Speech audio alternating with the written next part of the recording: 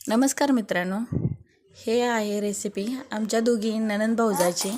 हे बघा, आमचे ननंदबाई कांदा कापायला लागल्या तर मी लसूण सोलायला लागले आहे, त्यामुळे ह्याला म्हणतोय ननंद भाऊजाची रेसिपी। का तर हे चिकन आम्ही बनवले आहे, आम्ही दोघींनी मिळून। कांदा आणि लसूण सोलून झालेला आहे। इथं थोडंसं तीळ भाजून घेतले बघा, मस्त खोबरं भाजून घेतलं इथं, तीळ खोबरं, आणि इथं कांदा टोमॅटो चिरून घ्यायचं। आणि इकडं कोथिंबीर आहे पण आहे बघा भरपूर, का तर जास्त कोथिंबीर मला वापरायची सवय जरा जास्तच आहे बरं काय। आणि छानशी अशी कोथिंबीर असली का सगळ्या भाज्यांना खूप टेस्ट छान येते। आणि हे बघा, इकडे हे काय ते हेडफोनचं बघत बसले, हे इकडे टी व्ही बघायला लागले। छोटीशी अशी घर आहे, इथं मी टोमॅटो चिरून घेऊन कांदा भाजून एकीकडे भात चालू आहे शिजायचा, मी टोमॅटो चिरून घ्यायला लागलोय।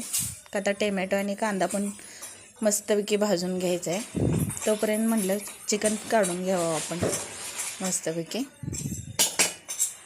अशा तऱ्हेने। हे बघा, गॅस सगळीकडे तिन्ही कामं चालू आहेत, ननंदबाई पण आहेत मध्येच। हे बघा, तिचं कांदा भाजायचं चालू आहे, मी चिकन धुवून आणायला लावलं। चिकन धुवून अशा तऱ्हेने झालेलं आहे। खोबरं, जिरं, लसूण, अद्रक ह्या 3 गोष्टीचा वेगळा मसाला केलेला आहे, आणि कांदा आणि हे वेगळा। अशा तऱ्हेने आपण हळद, मीठ आणि थोडासा गरम मसाला लावून घेतला आहे चिकनला। आणि त्यानंतर ते खोबरं जिऱ्याचं जरा हे होतं ना, केलं तर ते बारीक, त्याचं थोडंसं टाकून ती चिकन शिजायला टाकलेलं, का तर त्याचं सूप छान लागते। कोण कोण कांदा टाकूनच फोडणीला देतं, पण आमचे जरा टॅक्ट वेगळे आहे। ते थोडासाच मसाला टाकला आहे, त्याला काही असं पूर्ण नाही टाकलेला, आणि त्यानं खूप टेस्ट भारी येते, कोथिंबीर वगैरे लसूण असल्यामुळं सर्व सूप। अशा तऱ्हेने 2 लसणाचं गड्डं टाकलेलं आहेत बरं का मित्रांनो। हे आमच्या दीदीची टिप आहे, हे इथनं पुढं गेलं का माझी एक टिप सांगेल तुम्हाला काय आहे ते। आणि लसूण टाकल्यानंतर दीदी म्हणली खूप छान बनते। चिकन शिजतानाच लसणाचे 2 गड्डे टाकलेत, आणि त्यातलं लसूण पण खायला खूप छान लागतो।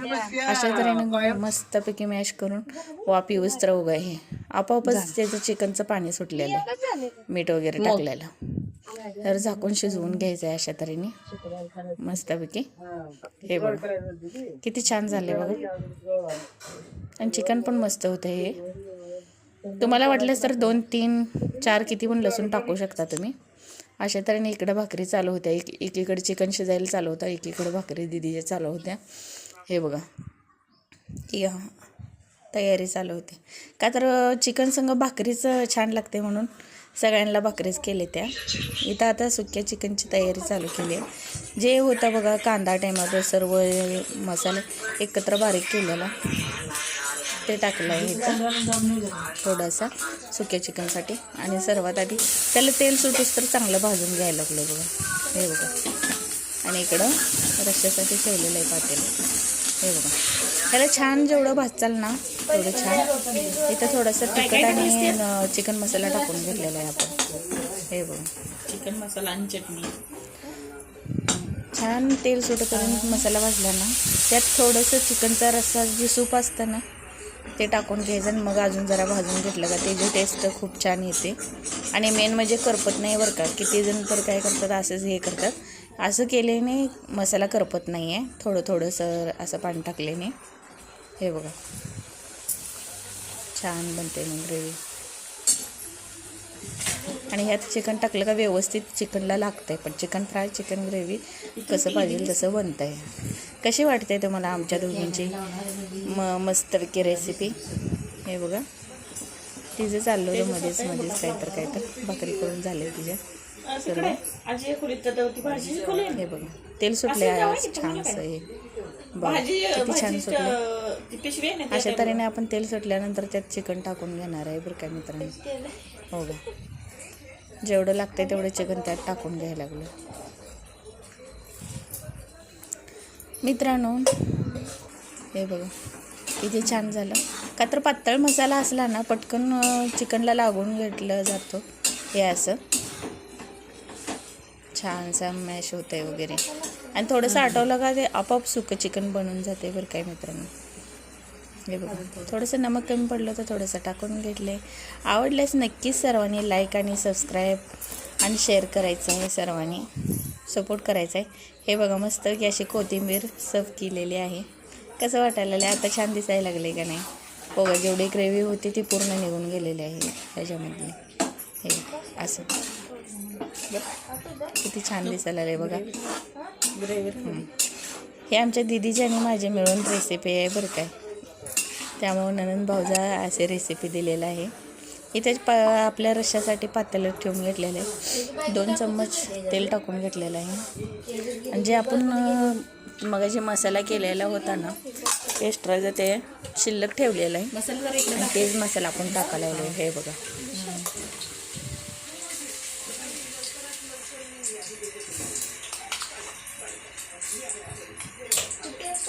रश्श्यासाठी पूर्ण मसाला टाकून घेतलेला आहे अशा तऱ्हेने. हे बघा